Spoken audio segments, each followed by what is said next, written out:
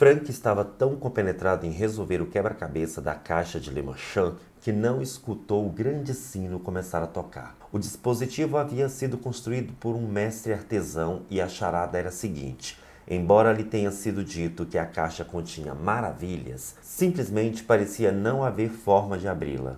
Nenhuma pista em nenhuma das suas 6 faces pretas envernizadas com laca, de onde ficavam os pontos de pressão que desencaixaria alguma peça daquele enigma tridimensional. E é assim que começa o perturbador Hellraiser, Renascido do Inferno, de Clive Barker.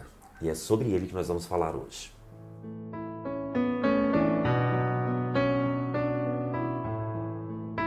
Olá pessoas, tudo bem? Sejam bem-vindos a mais um vídeo aqui no meu canal. Outro vídeo de... Bati o microfone, gente. Bati. Produção, acho que não, né? Mais um vídeo sobre livros, né? Mais uma dica de leitura para vocês. E não poderia ser uma dica mais apropriada, já que nós ainda estamos em clima de Halloween, né? Em clima de terror, de suspense, de mistério, de coisas sobrenaturais. E se tratando desse canal, isso não é muito novidade, porque eu só tenho indicado livro de terror, de mistério, suspense ou coisas demoníacas.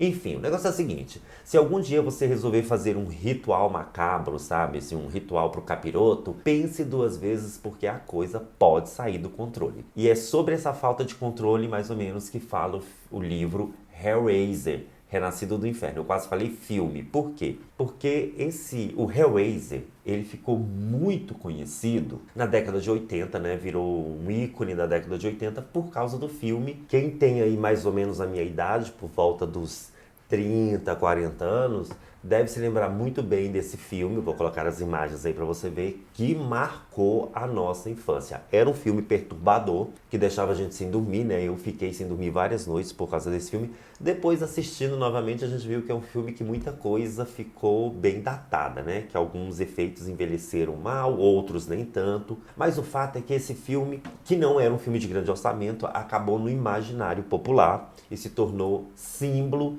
de pavor na década de 80. O que eu não sabia, gente, é que o Hellraiser, o filme, foi a adaptação de um livro de mesmo nome. E detalhe, tanto o livro quanto o roteiro do filme foram escritos pela mesma pessoa, que é esse moço chamado Clive Barker. O livro parece que não tinha sido publicado no Brasil, não foi publicado no Brasil na época, saiu agora recentemente, bem assim, não agora ontem, né? Mas recentemente pela editora Dark Side, que é uma especialista em histórias de terror. E aí, sabendo que era adaptação de um livro e eu gostava bastante do filme, eu falei, vamos ver esse livro para ver que bagaça que é, para ver se é tão bom quanto o filme. E já posso antecipar para vocês que o livro é melhor do que o filme. Embora tenha sido feito, as 2 obras tenham sido escritas pela mesma pessoa, o livro é bem melhor. Mas vamos à história. Do que se trata? O que conta o livro pra gente? Qual é a narrativa, né? Qual é sobre o que fala Hellraiser, Renascido do Inferno. A história já começa, como vocês viram lá naquele trechinho que eu li pra vocês, contando sobre o Frank, que é um moço que tem uma paixão, um desespero por prazer. Aquela pessoa que busca prazer acima de tudo, prazer carnal, sexual mesmo, tá, gente? E aí ele descobre uma caixa mágica. Alguém passa para ele, vende para ele uma caixa mágica, dizendo que ela pode realizar todos os seus desejos mais obscuros. Claro, ele, como uma pessoa sedenta por isso, por esse tipo de coisa, ele resolve fazer ali o ritual e viver esse prazer. Então ele vai para uma casa abandonada, que é uma casa que ele herdou, acho que da avó, e lá num quarto ele resolve fazer o tal do parangolé lá, o seu ritual goético, né? Então ele faz ali o seu ritualzinho básico. A ideia é que você tem que desvendar o segredo da caixa, que é tipo um cubo mágico, só que todo pretinho e tal. Você tem que abrir aquela caixa de alguma forma e ao abri-la você abre os portais para uma dimensão onde você vai viver todos os prazeres da carne. Só que a coisa dá ruim, gente. Quando ele abre a caixa, ele acaba libertando umas criaturas muito esquisitas, que são os cenobitas.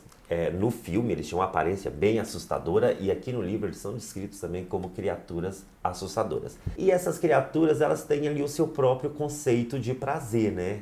Ele fala, não, mas prometeram que eu ia ter, assim, prazer inomináveis se eu abrisse a caixa, se eu resolvesse aqui o mistério. E eles falam, você vai ter sim, só que o conceito deles de prazer é bem diferente do conceito humano de prazer. Então, de repente, esse moço é fisgado por anzóis invisíveis que começam a rasgar a sua pele e ele é levado para a dimensão desses cenobitas, desses seres mágicos, onde ele viverá para sempre como vítima deles, né? Como um prisioneiro deles, sendo torturado. Essa é a ideia de prazer dos cenobitas.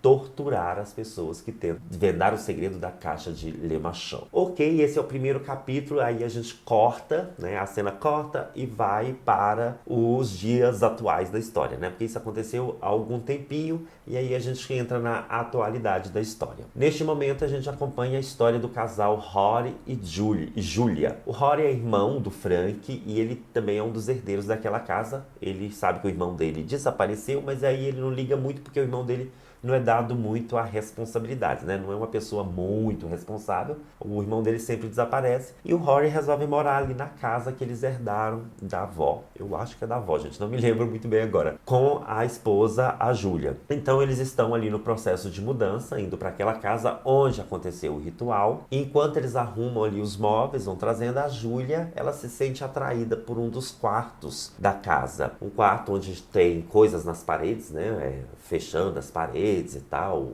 tipo tábuas, e ela sente que ali o clima é diferente. Esse é o quarto onde o moço tinha feito o ritual e onde as criaturas o tinham levado, literalmente, para o inferno. Num desses lances de mudança, o Rory acaba ferindo a mão e sangrando, né? O sangue cai ali no chão e tal.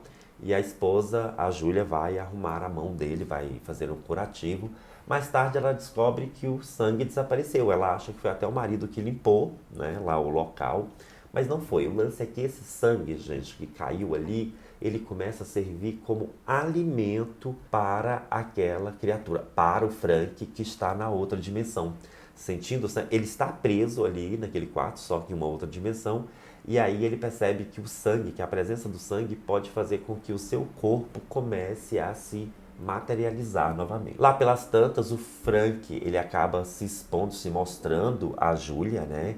E aí você descobre que os dois tiveram um casinho, né? Que a Julia traiu o futuro marido bem na hora ali na semana do casamento com o irmão dele, que é esse Frank, esse moço irresponsável. E ela continua apaixonada pelo Frank. Casou com o Horace só para cumprir tabela mesmo. Quando ela descobre que o amante dela, o cara que ela gosta, que ela sente o fogo na passarinha por causa dele, está preso numa dimensão paralela e que ele precisa de sangue para se alimentar, ela não pensa duas vezes e decide que vai fornecer material plasmático para que o seu amante volte à vida. Aí ela começa a percorrer a cidade como uma femme fatale, e ela é apresentada como uma mulher belíssima, bem diferente do filme, porque no filme ela não era tão bonita não.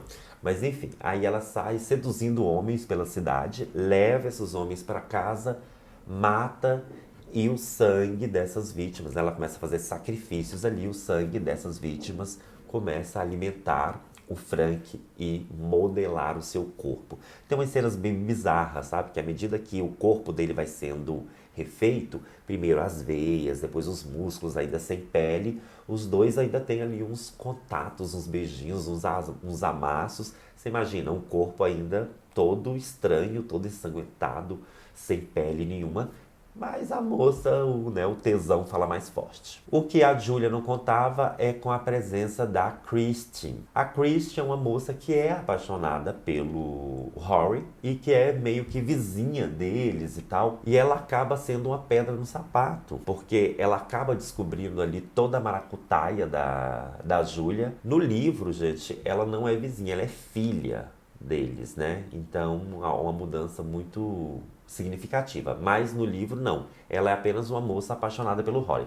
Ela descobre toda a armação da Julia, todos os planos da Julia, inclusive a bizarrice do que a Julia está fazendo, Lá por um dado momento ela consegue fugir com a caixa de Le Marchand, que abre ou fecha o portal. E aí nessa fuga ela se machuca, vai para o hospital e tal. E ela abre a caixa por acidente e invoca a tal das criaturas também, lá da outra dimensão. E ela seria a segunda vítima. Só que daí ela faz um acordo com eles. Porque ela fala pra eles, olha, o negócio é o seguinte, um dos moços aí que vocês pegaram tá fugindo, meu irmão. Vocês se acham muito espertos, mas o cara tá passando a perna em vocês. Se referindo ao Frank. Aí ela faz um acordo. Eu entrego ele pra vocês e vocês me deixam livres. As criaturas falam, beleza, então vamos lá. Se você entregá-lo vivo pra gente, a gente deixa você escapar, deixa você livre. E aí eu não vou contar o final da história, porque senão vai estragar a experiência de quem for ler o livro. Eu só sei que o final do livro, gente, é um pouco diferente do filme. Aliás, tem bastante diferença, né, em relação ao filme. Começando pelas personagens, que, por exemplo, a Júlia no livro fala que ela é belíssima, que ela é aquela mulher assim que seduz qualquer um. No filme ela não é lá essa beldade toda, muito pelo contrário. Tem o fato de, no livro, a Christian ser apaixonada pelo Rory, enquanto no filme ela é filha dele. E a conclusão da história também é um pouquinho diferente se a gente considerar os dois.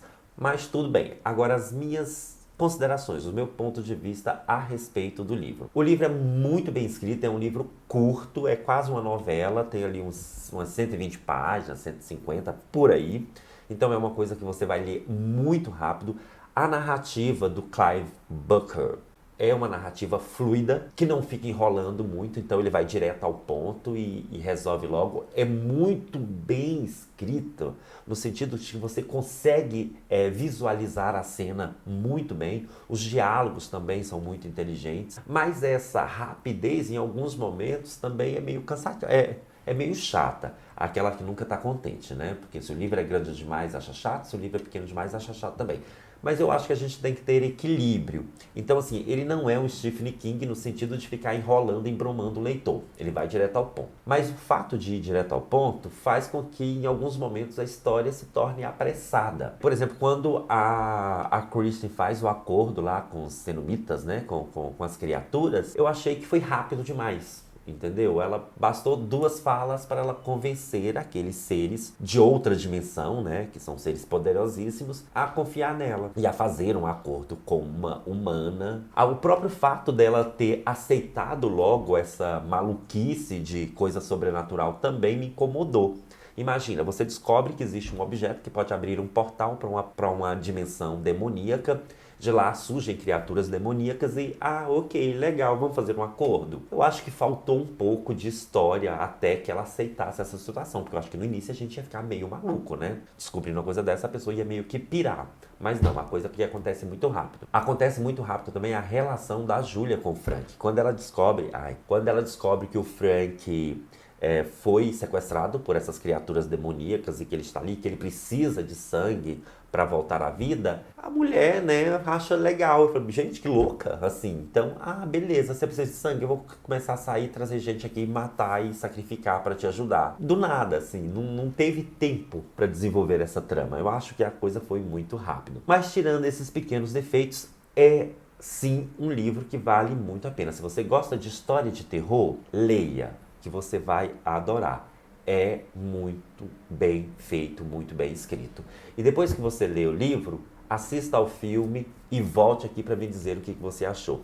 Se você já tiver assistido ao filme, comente aqui embaixo. Fala também se você era daqueles que ficava com medo, principalmente, né, da criatura dos espetinhos, dos pregos. Aliás, no livro ele não tem tanto destaque. No filme ele virou o ícone, né? É o símbolo do Hellraiser, é essa personagem. Mas no livro não, ele mal aparece. Então é isso, gente. Essa foi a minha dica de leitura de hoje. Eu espero que vocês tenham gostado. Indique esse livro e esse vídeo para os seus amigos. Espalhe a palavra de Alan Avelino por aí. E a gente se encontra a qualquer momento. Tchau, fui!